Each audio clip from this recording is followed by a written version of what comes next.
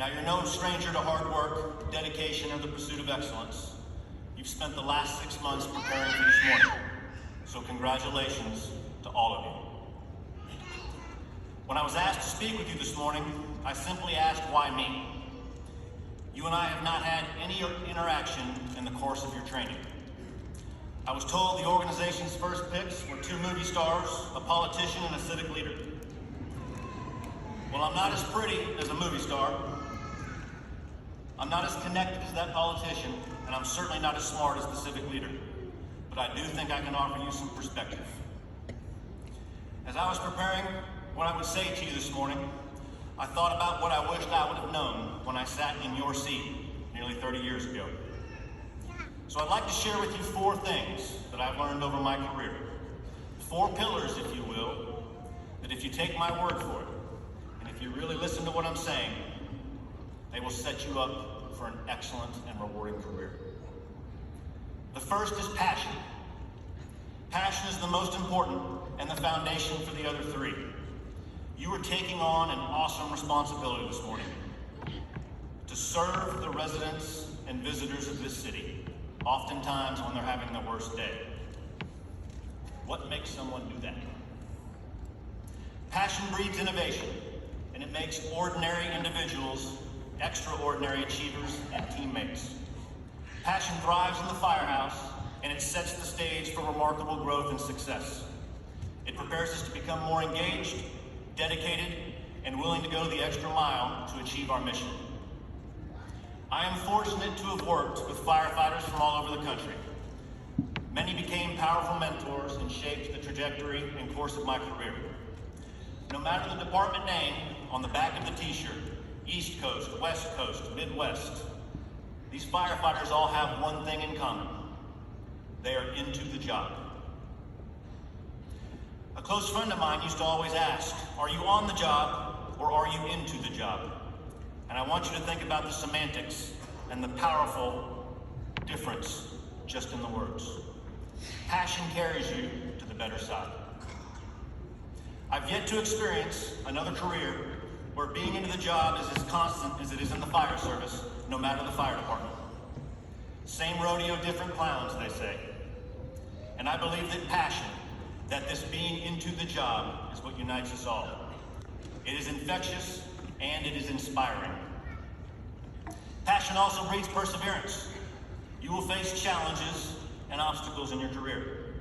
You will succeed and you will fail, sometimes in complete chaos. Passion is your ally, and it will drive you to push through setbacks, learn from your failures, and emerge stronger, better, and more determined.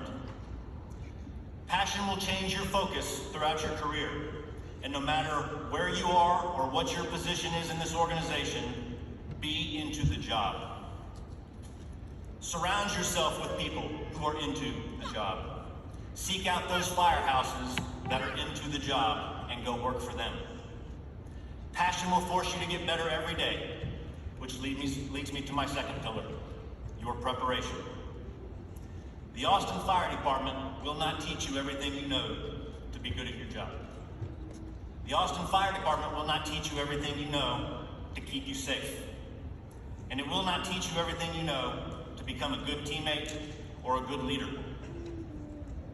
It can't. No one organization can. You spent the last 6 months preparing for today. There's a lot of information in those heads and a lot of muscle memory in those bodies. Probation will be different. You're going to be introduced to something peculiar. As you synthesize your cadet skills into your probationary skills and prepare for your exam in 6 months, you're going to be told by your teammates, that's not how we really do it. Understand that cadet and probationary skills are minimum standards. They are skill sheets designed to test functionality. They are the initial building blocks. They help us jumpstart your training, and they are useful tools. But they are minimum standards, and we are anything but minimum. Soon, you're going to learn how your firehouse accomplishes those skills. You'll find similarities for sure, but your new teammates will have fine-tuned them to work smarter, faster, and more efficiently in the given territories. Play the game. Work hard at mastering your probationary skills, but listen to your new teammates and understand the difference between minimum standards and doing the right thing. Preparation is our responsibility. It starts with the individual. Subscribe to a trade journal. Read books about tactics in other cities. Take every chance you get in your career to travel and attend a hands-on fire conference or a lecture series. Develop relationships with your peers from across the nation. Compare tactics, ideas, policies, procedures over a beer. Become better than you were yesterday, and do not ever stop, no matter your position in this organization. Now here's the kicker. More often than not, you're going to have to do this with your own time and on your own dime. This organization can't always support you. We're too big and we have a finite budget. So what makes someone do that? What makes someone spend money on their own training and give up their own time to get better? Being into the job. Your passion and your preparation are vital attributes that will drive your success, complement and make your team stronger, and ultimately make you better than you were yesterday. It is our responsibility. If you ever find yourself saying, I don't need to know anything that this department doesn't teach me, you have failed, and we don't do failure. Preparation is a career endeavor. It never stops. Harness your passion. Always try and be the best for yourself, your teammates, and your families. The next pillar is to focus on your health. At this point, that seems like a no-brainer. You guys have spent the last 6 months out on the drill field, drenched in sweat, increasing your physical fitness. I get it. There's a lot of sweat out there on that drill field, and I know you understand the correlation between physical fitness and this job. But here's a cliff note. Sometimes firefighting is hard. Without a doubt, firehouses in the city today are going to go to work in 110-degree weather in their full gear. They will operate for hours. They will get dehydrated. We will do our best to hydrate them, get them back to quarters, only to do it again in a few hours.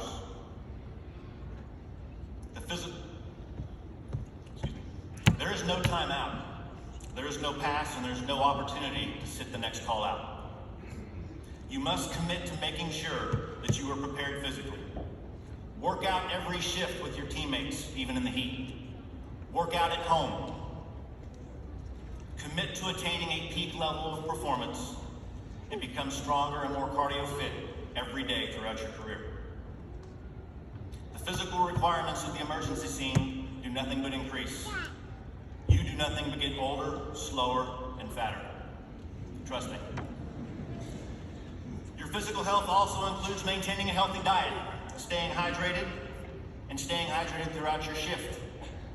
When it's this hot outside, you have to front load at home and carry forward that commitment to physical fitness every day.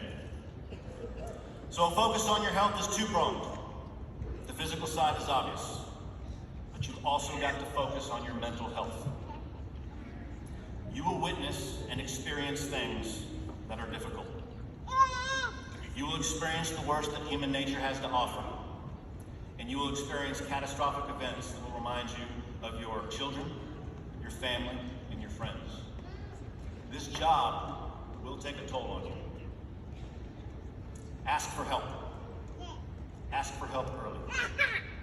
Asking for help is a sign of strength, and it's something that this fire service needs to do a better job of.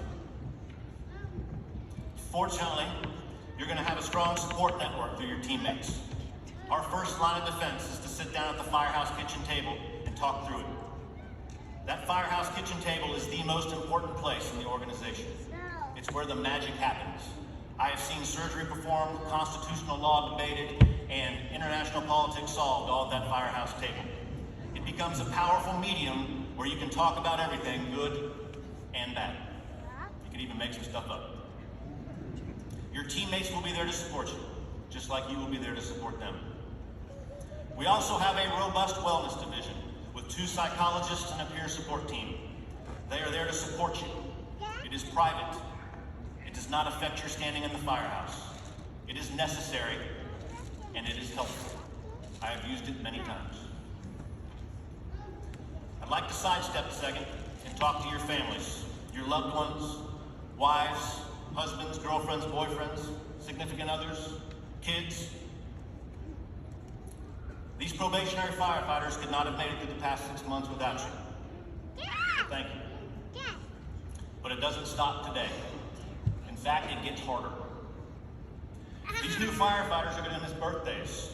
They're going to miss graduations, holidays, and parties. They're going to come home tired and sometimes pissed off. They're not always going to tell you about their day.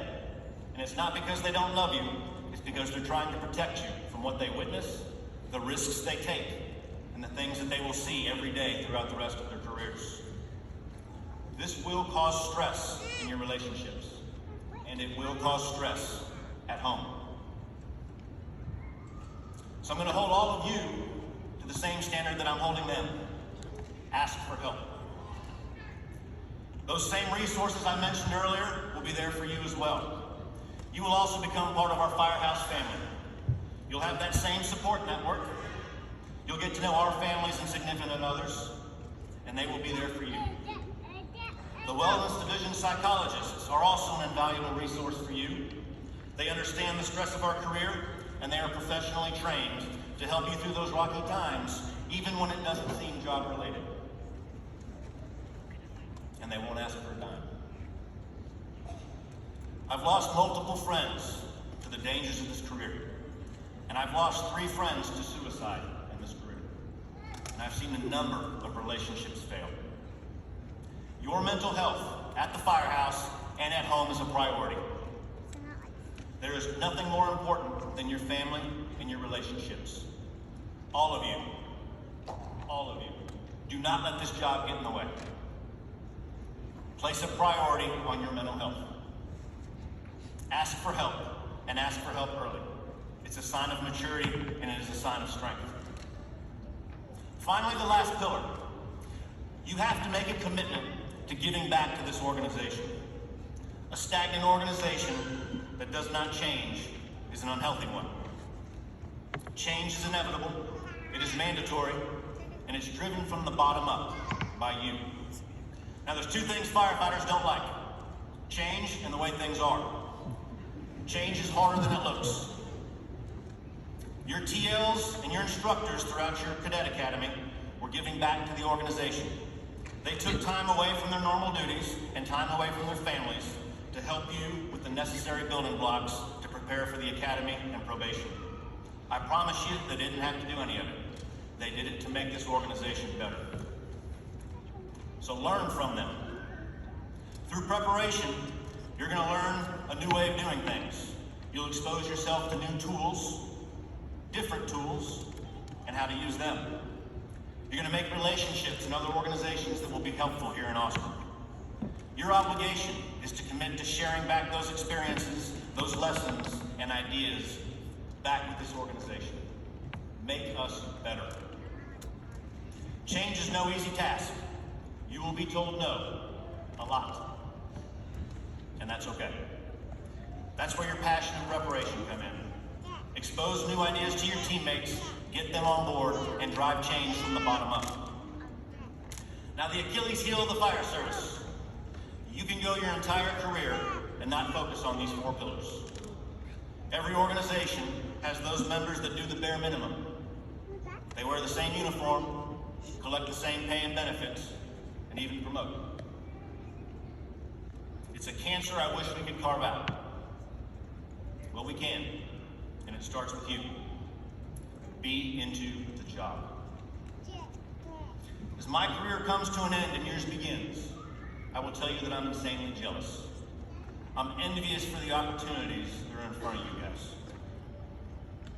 And if you focus on these 4 pillars, I promise you, you're going to have an extremely rewarding career in front of you. Congratulations to all of you. You deserve to be here this morning. Celebrate your accomplishment today with your loved one and your family. And don't get crazy, don't celebrate too hard. We've got a special section that investigates this kind of thing, and I promise you, you don't ever want to see the paint color in it.